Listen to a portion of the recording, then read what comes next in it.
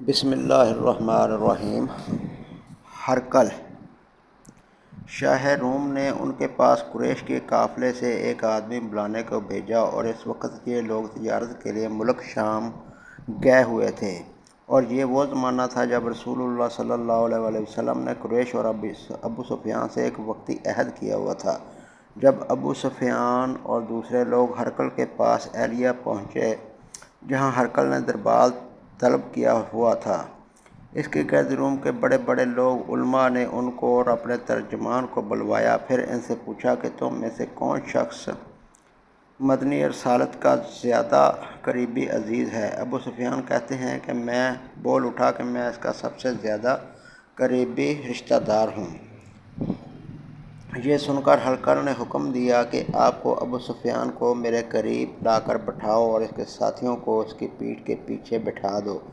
پھر اپنے ترجمان سے کہا کہ ان لوگوں سے کہہ دو کہ میں ابو سفیان سے اس شخص کے یعنی محمد صلی اللہ علیہ وسلم کے حالات پوچھتا ہوں۔ اگر یہ مجھ سے کسی بات میں جھوٹ بول دے تو تم اس کا جھوٹ ظاہر کر دینا۔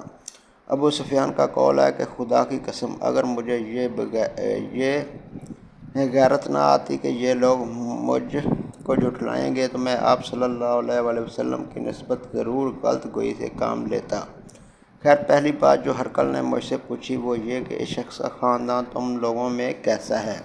میں نے کہا وہ تو بہت بڑے اونچے اعلیٰ نسب والے ہیں۔ کہنے لگا کہ اس سے پہلے بھی کبھی کسی نے تم لوگوں میں ایسی بات کہی تھی؟ میں نے کہا نہیں۔ کہنے لگا اچھا، اس کے بڑوں سے کوئی بادشاہ ہوا ہے؟ میں نے کہا نہیں۔ پھر اس نے کہا کہ بڑے لوگوں نے اس کی پیروی اختیار کی ہے یا کمزوروں نے؟ میں نے کہا نہیں، کمزوروں نے۔ پھر کہنے لگا اس کے تابع دار روز بڑھتے جاتے ہیں یا کوئی ساتھی پھر بھی جاتا ہے؟ میں نے کہا نہیں۔ کہنے لگا کیا آپ نے اس دعوی نبوت سے پہلے کبھی کسی بھی موقع پر اس نے جھوٹ بولا ہے؟ میں نے کہا نہیں، اور اب ہماری اس سے صلح کی ایک مقررہ مدت ٹھہری ہوئی ہے، معلوم نہیں وہ اس میں کیا کرنے والا ہے۔ ابو سفیان کہتے ہیں میں اس بات کے سوا اور کوئی جھوٹ اس گفتگو میں شامل نہ کر سکا۔ ہرقل نے کہا کہ تمہاری اس سے کبھی لڑائی بھی ہوئی ہے؟ ہم نے کہا ہاں۔ بولا پھر تمہاری اور اس کی جنگ کا کیا حال ہوتا ہے؟ میں نے کہا لڑائی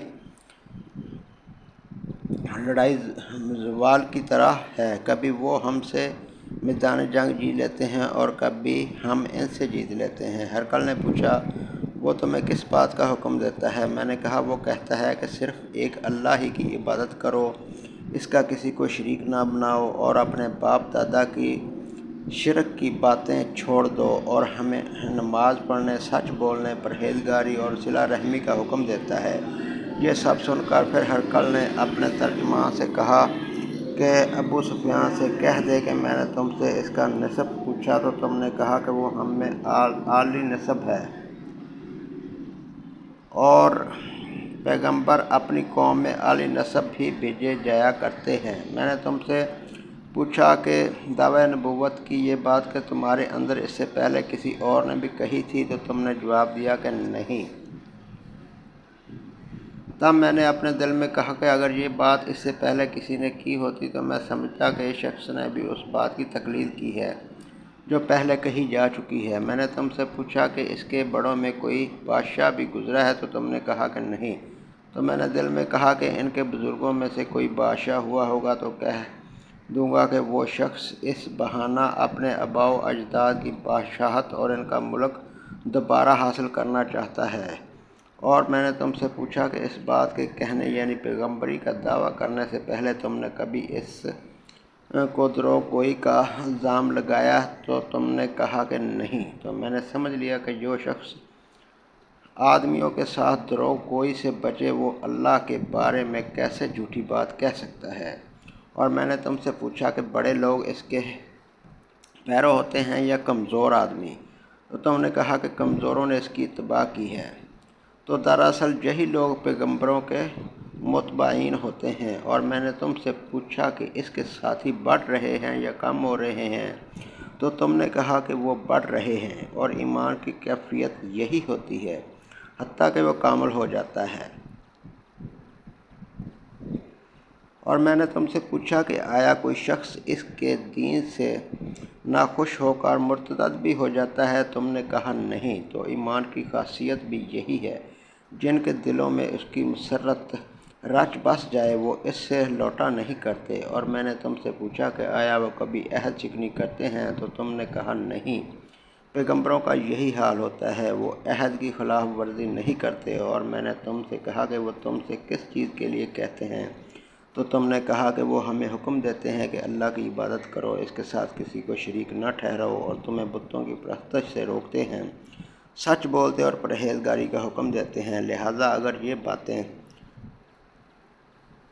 جو تم کہہ رہے ہو سچ ہیں تو عن قریب وہ اس جگہ کا مالک ہو جائے گا کہ جہاں میرے یہ دونوں پاؤں ہیں۔ مجھے معلوم تھا کہ وہ پیغمبر آنے والا ہے، مگر مجھے یہ معلوم نہیں تھا کہ وہ تمہارے اندر ہوگا۔ اگر میں جانتا کہ اس تک پہنچ سکوں گا تو اس سے ملنے کے لیے ہر تکلیف گوارا کرتا۔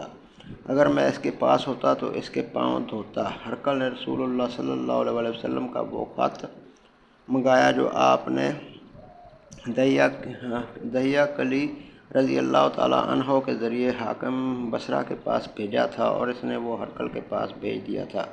پھر اس کو پڑھا تو اس میں لکھا تھا، اللہ کے نام کے ساتھ جو نہایت مہربان رحم والا ہے۔ اللہ کے بندے اور اس کے پیغمبر محمد صلی اللہ علیہ وسلم کی طرف سے یہ خط ہے شاہ روم کے لیے۔ اس شخص پر سلام ہو جو ہدایت کی پیروی کرے۔ اس کے بعد میں آپ کے سامنے دعوت اسلام پیش کرتا ہوں۔ اگر آپ اسلام لے آئیں گے تو میں دین و دنیا میں سلامتی نصیب ہوگی، اللہ تعالیٰ آپ کو ثواب دے گا، اور اگر آپ میری دعوت سے درگردانی کریں گے تو آپ کی رعایا کا گناہ آپ پر ہی ہوگا۔ اور آپ اہل کتاب ایک ایسی بات پر جاؤ جو ہمارے اور تمہارے درمیان یکساں ہے، وہ یہ کہ ہم اللہ کے سوا کسی کو عبادت نہ کریں اور کسی کو اس کا شریک نہ ٹھہرائیں، اور نہ ہم میں سے کوئی کسی کو خدا کے سوا اپنا رب بنائے۔ پھر اگر وہ اہل کتاب اس بات سے منہ پھیر لیں تو مسلمانوں تم ان سے کہہ دو کہ تم مانو یا نہ مانو، ہم تو ایک خدا کے اطاعت گزار ہیں۔ ابو سفیان کہتے ہیں جب ہرقل نے جو کچھ کہنا تھا کہہ دیا اور خط پڑھ کر فارغ ہوا تو اس کے ارد گرد بہت شور و غوغا ہوا، بہت سی آوازیں اٹھیں اور ہمیں باہر نکال دیا گیا۔ تب میں نے اپنے ساتھیوں سے کہا کہ ابو کنیز کے بیٹے حضرت صلی اللہ علیہ وسلم کا معاملہ تو بہت بڑھ گیا ہے، دیکھو تو اس سے بنی اصغر روم کا بادشاہ بھی ڈرتا ہے۔ مجھے اس وقت سے اس بات کا یقین ہو گیا کہ حضور صلی اللہ علیہ وسلم عن قریب غالب ہو کر رہیں گے، جیسا کہ اللہ نے مجھے مسلمان کر دیا۔ راوی کا بیان ہے کہ ابن ناطور ایلیہ کا حاکم ہرقل کا مصاحب اور شام کے نصارہ کا لات یاوری بیان کرتا تھا کہ ہرقل جب ایلیہ آیا ایک دن صبح کو پریشان اٹھا تو اس کے درباریوں نے دریافت کیا کہ آج ہم آپ کی حالت بدلی ہوئی پاتے ہیں، کیا وجہ ہے؟ ابن ناطور کا بیان ہے کہ ہرقل نجومی تھا، علم نجوم میں وہ پوری مہارت رکھتا تھا۔ اس نے اپنے ہم نشینوں کو بتایا کہ میں نے آج رات ستاروں پر نظر ڈالی تو دیکھا کہ ختنہ کرنے والوں کا بادشاہ ہمارے ملک پر غالب آ گیا ہے۔ بھلا اس زمانے میں کون لوگ ختنہ کرتے ہیں؟ انہوں نے کہا کہ یہود کے سوا کوئی ختنہ نہیں کرتا، سوائے ان کے وجہ سے پریشان نہ ہوں۔ سلطنت کی تمام شہروں میں یہ حکم لکھ بھیجے کہ وہاں جتنے یہودی ہوں سب قتل کر دیے جائیں۔ وہ لوگ انہی باتوں میں مشغول تھے کہ ہرقل کے پاس ایک آدمی لایا گیا جسے شاد غسان نے بھیجا تھا۔ اس نے رسول اللہ صلی اللہ علیہ وسلم کے حالات بیان کیے۔ جب ہرقل نے سارے حالات سن لیے تو کہا کہ جا کر دیکھو وہ ختنہ کیے ہوئے ہیں یا نہیں۔ کہ انہوں نے دیکھا تو بتلایا کہ وہ ختنہ کیا ہوا ہے۔ ہرقل نے جب اس شخص سے عرب کے بارے میں پوچھا تو اس نے بتلایا کہ وہ ختنہ کرتے ہیں۔ تب ہرقل نے کہا کہ یہی محمد صلی اللہ علیہ وسلم اس امت کے بادشاہ ہیں جو پیدا ہو چکے ہیں۔ پھر اس نے اپنے ایک دوست کو رومیہ خط لکھا اور وہ بھی علم نجوم میں ہرقل کی طرح ماہر تھا۔ پھر وہاں ہرقل حمص چلا گیا، ابھی حمص سے نکلا نہیں تھا کہ اس کے دوست کا خط اس کے جواب میں آ گیا۔ اس کی رائے میں حضور صلی اللہ علیہ وآلہ وسلم کے ظہور کے بارے میں ہرقل کے موافقت تھی کہ محمد صلی اللہ علیہ وسلم واقعی پیغمبر ہیں۔ اس کے بعد ہرقل نے روم کے بڑے بڑے آدمیوں کو اپنے حمص محل میں طلب کیا اور اس کے حکم سے محل کے دروازے بند کر لیے گئے۔ پھر وہ اپنے خاص محل سے باہر آیا اور کہا، اے روم والو، کیا ہدایت اور کامیابی میں کچھ حصہ تمہارے لیے بھی ہے؟ اگر تم اپنی سلطنت کی بقا چاہتے ہو تو پھر اس نبی صلی اللہ علیہ وآلہ وسلم کی بیعت کر لو اور مسلمان ہو جاؤ۔ یہ سننا تھا کہ پھر وہ لوگ وحشی گدھوں کی طرح دروازوں کی طرف دوڑے مگر انہیں بند پایا۔ آخر جب ہرقل نے اس بات سے ان کی یہ نفرت دیکھی اور ان کے ایمان لانے سے مایوس ہو گیا تو کہنے لگا کہ ان لوگوں کو میرے پاس لاؤ۔ جب وہ دوبارہ آئے تو اس نے کہا، میں نے جو بات کہی تھی اس سے تمہاری دینی پختگی کی آزمائش مقصود تھی، سو وہ میں نے دیکھ لی۔ تب یہ بات سن کر وہ سب کے سب اس کے سامنے سجدے میں گر پڑے اور اس سے خوش ہو گئے۔ بالآخر ہرقل کی آخری حالت یہی رہی۔ ابو عبداللہ کہتے ہیں کہ اس حدیث کو صالح بن کیسان، یونس اور معمر نے بزیری سے روایت کیا ہے۔ صدق اللہ العظیم۔